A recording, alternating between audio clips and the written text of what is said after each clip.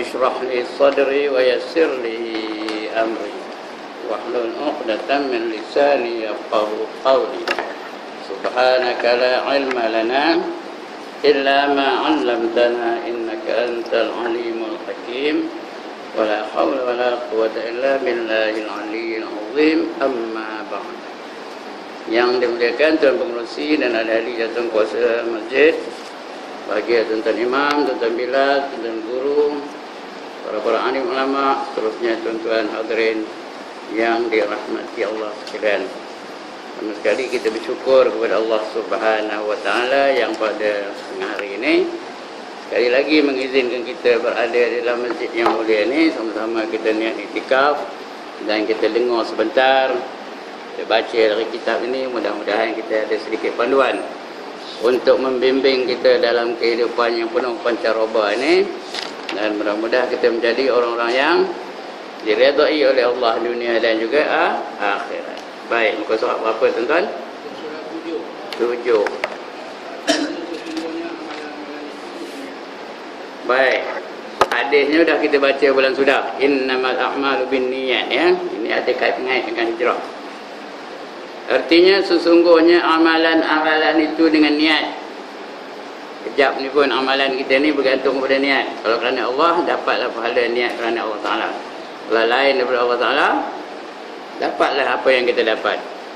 Kalau niat nak mencari salah atau guru, dapatlah. Jadilah dia bakal sampah. Kalau nak mencari salah atau guru, jadilah dia tukang kutip sampah. Tukang kutip sampah, jadilah dia bakal sampah. Tamat bakal sampah, jadi dia tong sampah. Tong sampah pun dah tamat, banyak mana sampahnya? Sudahnya jadi lori sampah. Siapa nak jadi lori sampah, kata kan? Ikut niat dia lah. Kalau niat dia nak mencari ilmu, maka dapatlah ilmu. Kalau dia ada mencari yang lain daripada ilmu, maka dapatlah apa yang diniatkannya. Begitulah. Dan senyap bagi tiap-tiap orang itu apa yang diniatkannya. Apa yang dia niat, itu yang dia dapat. Barang siapa yang hijrahnya kepada Allah dan Rasul, maka hijrahnya itu adalah kepada Allah dan Rasulnya. Macam zaman Nabi dulu lah, dia disuruh berhijrah, mereka pun berhijrah. Siapa berhijrah kerana nak menurut perintah Allah, nak menurut perintah Nabi, maka dapatlah dia hijrah dia kerana Allah dan kerana Rasul. Tapi kalau ada lain, nak mencari dunia, dapatlah dunia. Ada seorang tu, dia hijrah kerana nak kahwin. Dia minatkan satu orang, namanya Ummu Qais. Tapi Ummu Qais bagi syarat, kalau mikir tak akan ayah, kena. Masa itulah ya, ayah lah kena ya. Kalau mikir tak akan ayah, mikir mesti berhijrah ke Madinah. Dia pun berhijrah lah ke Madinah. Bukan kerana Allah dan Rasul, kerana tak akan kahwin dengan Ummu Qais. Dipanggil dia Muhajir Ummu Qais, gelaran dia tu. Lepas itu semua orang panggil dia Muhajir Ummu Qais. Berhijrah kerana Ummu Qais.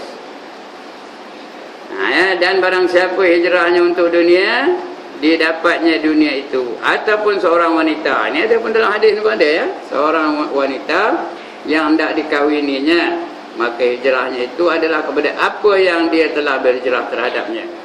Diriwayatkan oleh dua imam muhaddisin, iaitu Abu Abdullah Muhammad bin Ismail bin Ibrahim bin Al-Mughirah bin Berdaubah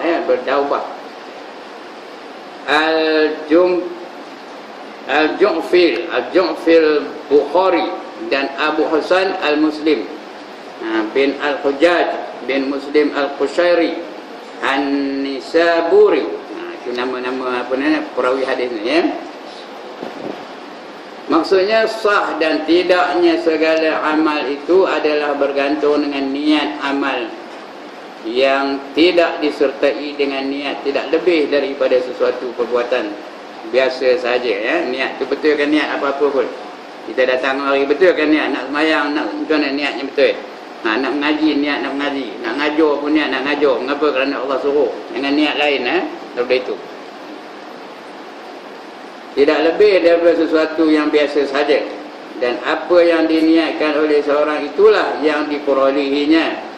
Jika dia melakukan suatu amal bakti dengan niat ikhlas untuk mendapat pahala dari Tuhan, akan diperolehinya pahala itu.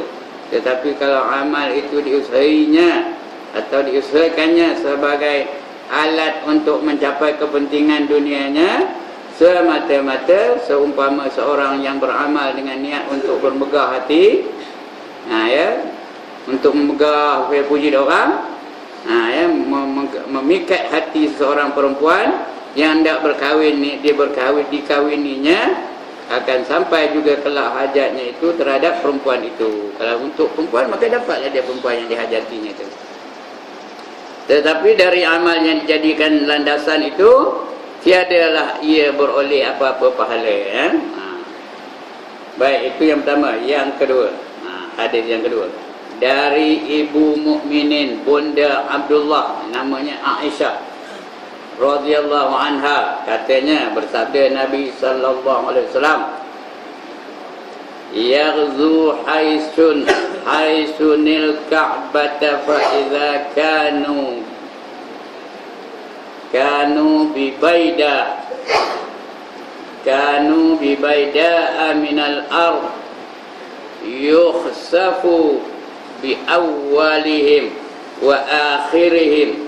Qalat qultu ya Rasulullah kaifa yukhsafu bi awwalihim yukhsafu bi awwalihim wa akhirihim aswaquhum wa man laysa manhum. Qala yukhsafu bi awwalihim wa akhirihim thumma yub'asuna ala niyatihim. Muttafaqun alaih. Hadis ini muttafaqun alaih, artinya sepakat antara Bukhari dan Muslim. Diriwayatkan oleh Bukhari, gitu juga Muslim pun setuju dengan itu. Dia kata muttafaqun tu bersepakat. Baik, cakap Melayunya, sepasukan tentera menyerang Kaabah. Ada tentera-tentera kufar menyerang Kaabah. Apabila mereka berada di sebuah tanah lapang, mereka pun dibenamkan yang dahulu dan yang kemudian. Dibenamkan yang dahulu dan yang kemudian. Bertanya aku ni Aisyah ya. Bertanya aku, kata Aisyah, ya Rasulullah, ya kimat, bagaimanakah mereka dibenamkan awal dan akhir, padahal pada mereka ada pasir-pasir, ada pasir-pasir mereka dan orang yang bukan dari golongan mereka. Beliau menjawab, dibenamkan mereka awal dan akhir, kemudian mereka akan dibangunkan atas niat-niat mereka. Jadi macam mana maksudnya? Nanti kita baca. Maksudnya orang-orang yang tidak jahat pun sama-sama dibinasakan juga kerana berada di tempat mereka yang jahat itu, tetapi mereka akan dikira kelak menurut niat mereka masing-masing. Maknanya kalau datang bencana, kalau datang bala, kalau datang musibah, semua kena. Orang beriman pun kena, orang kafir pun kena, orang taat pun kena, orang derhaka pun kena, orang berjuang di jalan Allah pun kena, orang yang menentang perjuangan di jalan Allah pun kena. Semua kena. Macam tsunami tu kan, semua orang kena. Mana yang duduk di Aceh tu semua kena. Orang baik kena, orang jahat kena. Kemudian bila dah mati, baru diklasifai balik. Di apa balik ya? Disusun. Orang beriman di satu tempat, orang kafir satu tempat, orang taat satu tempat, orang neraka satu tempat. Tapi mula-mula yang kena semua sekali kena. Bila berlaku apa-apa bencana, semua akan kena, tak kira beriman atau dia kafir. Cuma selepas itu baru dikelas-kelaskan ya. Di antara orang beriman dengan orang yang tak beriman, di antara orang yang taat dengan orang yang tak taat ya. Itu sebab tuan-tuan, Allah adakan mati. Allah adakan mati, lepas itu hidup semula. Dia ada hidup selepas mati. Mengapa? Kerana bagi orang yang derhaka, bagi orang yang menentang Allah, bagi orang yang jahat, dia akan dibalas dengan kejahatan. Begitu juga orang yang baik, ada juga dalam dunia ni dia berjasa kepada masyarakat, selalu membantu masyarakat, selalu melakukan kebaikan. Kadang-kadang di dunia ni dia tak dapat apa-apa anugerah, tak dapat apa-apa pembalasan, tak dapat apa-apa sesuatu yang boleh meng-highlightkan jasa dia kepada masyarakat, kepada agama dan sebagainya. Tapi orang ini di akhirat nanti akan diberi balasan. Apa yang kita buat akan dibalas oleh Allah Subhanahu Wa Taala. Baik akan dibalas dengan baik, jahat juga akan dibalas dengan jahat. Itu sebab dimatikan kita ni dan dihidupkan semula. Allazi khalaqal mauta wal hayata liyabluwakum ayyukum ahsanu amala. Dia yang menjadikan mati dan hidup adalah untuk menguji siapa di kalangan kamu yang baik amalannya, ya. Kalau baik nanti akan dibalas dengan kebaikan, kalau jahat juga akan dibalas dengan kejahatan. Sebab itu ada mati, ada hidup balik. Kalau dia mati terus aja, artinya dia dapat lepas begitu ajalah. Berapa ramai orang bunuh orang, tak tahu siapa bunuhnya, tak kena tangkap pun, tak kena siasat pun. Tapi kalau dia mati begitu aja, tak adalah kena apa-apa. Dia akhirat tak ada kena, di dunia pun tak kena. Lepas begitu aja, maknanya tak adalah keadilan Allah Ta'ala. Tapi sekarang ni, orang yang bunuh orang tak ada kena tangkap, tak ada kena siasat, dia lepas begitu saja. Lepas begitu ke di akhirat? Semua akan diambil kira. Everything will be accounted for. Nothing is going to be left out. Mudah-mudahan kita sedar ini je. Ini ayat ini last ni. Everything is going to be accounted for. Semua akan diambil kira. Nothing is going to be left out. Kalau kita sedar yang ini, tak berani kita buat maksiat dengan Allah Subhanahu Wa Taala. Baik, wallahu a'lam. Minta maaf dah sekejap penuh ya, mana buatnya. Dah masa dah cukup, waktu cepat penuh, mana buatnya. Baik, sekian. Mohon maaf, aqulu qawli hadza wa astaghfirullahal azim li wa lakum. Assalamualaikum warahmatullahi wabarakatuh.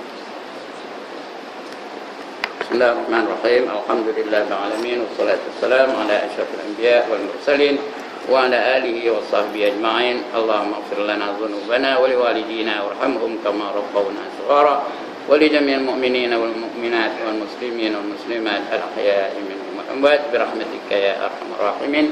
Walhamdulillahil alamin.